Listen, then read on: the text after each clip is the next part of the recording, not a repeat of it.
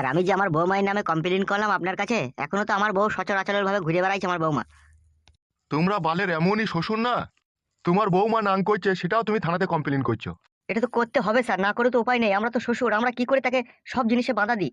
তা আমরা এবার কি বাল ছিড়বো সে যদি নাং করে? তাই বললে হয় স্যার? আপনারা হচ্ছেন আইনের লোক, আপনাদেরকে সমস্ত কাজ করার অধিকার আছে আপনাদের। আপনি তো পারেন স্যার বৌমাকে থানাতে ডাক করে সে কার সাথে এরকম নোংরামি করছে সেটা জানার। লালটু বাবু, আপনি ভুল করছেন। আপনার বৌমা যদি ফোন লাইন করেও থাকে সেটা কি আমাদেরকে বলবে? সে বলবে না আমি করিনি। অফিসার, আমি কিন্তু সহ্য করতে পারছি না। আমার ছেলে বিদেশে টাকা পয়সা ইনকাম করে আমার বৌমায়ের হাতে তুলে দিচ্ছে, আর সেই টাকা পয়সা নিয়ে আমার বৌমা পর পুরুষের সাথে ফুর্তি ফাতা করছে। একটা কথা তুই আমাকে বল তো লেওড়া, তুই কি তোর বৌমার সাথে ফুর্তি ফাত্তা করতে চাইছিস নাকি? কি জি বলেন স্যার? বৌমার এখন কিলিং জৈবন, আর আমার মতো বুড়োর সাথে কিল করবে?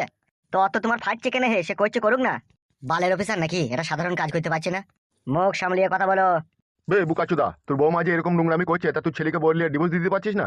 ডিভোর্স দেওয়ার তো কোনো প্রয়োজন নাই, আপনি থানায় ডাক করে একটু ঠালিং দিয়ে দিলেই তো হয়। বেশ ঠিক আছে, যা, আমি এই বিষয়টা দেখছি। স্যার ভিতরে আসবো? কি হলো গিয়ে? একটু কথা আছে স্যার আপনার সাথে। আচ্ছা ঠিক আছে, আয়।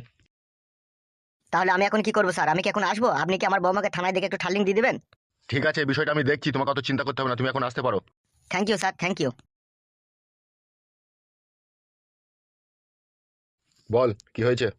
ওই এমএলএ সাহেবকে চিনেন তো স্যার? ও আমার বউকে লুকিয়ে রেখে দিয়েছে। কে লুকিয়ে রেখে দিয়েছে? কার নাম বললি? এমএলএ বিকাশ দত্ত, আর একটা সাদা জামা পরেছিল সেই লোকটা। ওই দুজন হাতে পলিথিন করে এরকম করেছে। কি? পলিথিন কি বে? পলিটিক না কি বলে, পলিথিন সেইগুলো গো।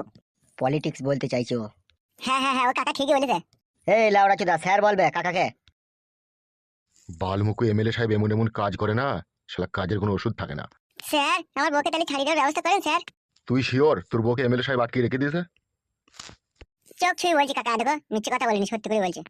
তোর নাম কি বল? আমার নাম হচ্ছে ফালতু দাস। তোর বইয়ের নাম কি? বইয়ের নাম ঝুমা দাস। তোর নিজের বউ তো ওটা? হ্যাঁ কাকা, আমি লাভ মেরে বিয়ে করেছি। লাভ মেরি মানে? লাভ ম্যানেজ করে বিয়ে করেছে যত সম্ভব। হ্যাঁ হ্যাঁ কাকা ঠিকই বলেছে। বুকাচুদাকে মারবো স্যার বলতে পারছিস না? কাকাকে বে? তোর কোন সম্পর্কে কাকাবে? কবার তোর মায়ের কাছে শুয়েছিলাম বে বুকাচুদা? ভুল হয়ে গেছে স্যার, আর কোনোদিনও কাকা বলবো না। ঠিক আছে তুই যা, কালকে তুই 10টার সময় আসবি, ঠিক আছে? আমি বিষয়টা দেখছি। ঠিক আছে স্যার, তাই হবে, তাহলে আমি আসছি। আচ্ছা ঠিক আছে, যা।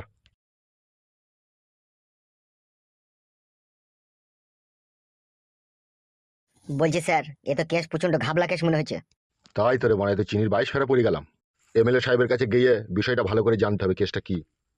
কেসটা আবার কি হতে পারে? এমএলএ সাহেব তো চরিত্রহীন লোক, ও নিশ্চয়ই মাগিটাকে কোনো আর গোডাউনে ভরে রেখে দিয়ে তার সাথে নোংরামি করার চেষ্টা করবে। আবার কি? সে তো আমিও বুঝতে পারছি, কিন্তু এখন ওর বিরুদ্ধে এখন সাক্ষী কে দিবে? কেন স্যার? ওর স্বামী সাক্ষী দিবে? তুই জানিস না এমএলএ সাহেব কারেন্ট জাল বিচুবে, আর সুরির সাক্ষী মাতাল তা কি জজ মানবে? কি বলছেন স্যার? ওর স্বামী সাক্ষী দেবে তাও মানবে না? সেটার সময় হলেই জানা যাবে।